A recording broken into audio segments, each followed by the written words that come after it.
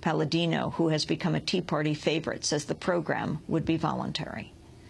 Authorities in Castaic, California, have announced plans to use prisoners as test subjects for a high-tech ray gun that fires an invisible heat beam capable of causing unbearable pain.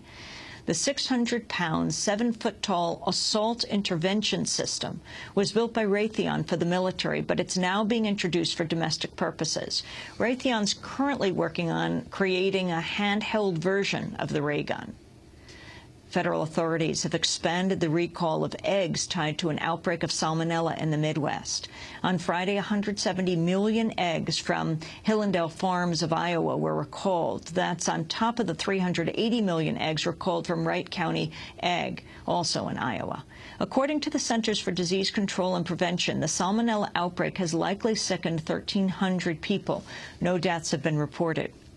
Both of the factory farms affected by the recall are linked to a businessman named Austin DeCoster, who has a record of health, safety, and employment violations. In 1997, his company, DeCoster Egg Farms, agreed to pay a $2 million fine after then Labor Secretary Robert Reich said conditions at his farm were, quote, as dangerous and oppressive as any sweatshop.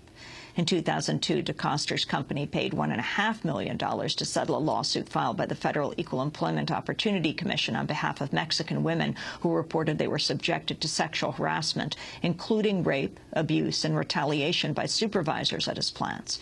Earlier this summer, another company linked to DeCoster paid out $125,000 to the state of Maine over animal cruelty allegations.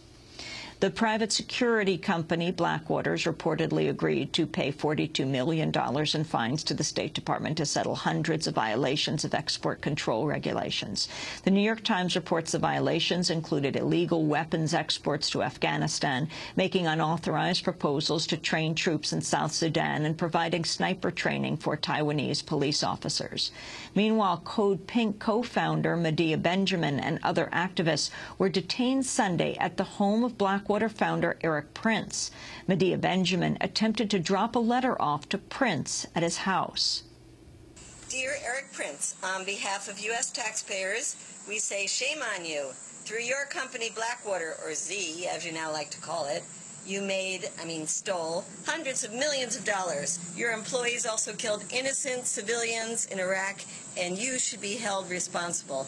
Don't run away to the Emirates to escape prosecution. Stay here in the USA and face the consequences of your actions like a good Christian.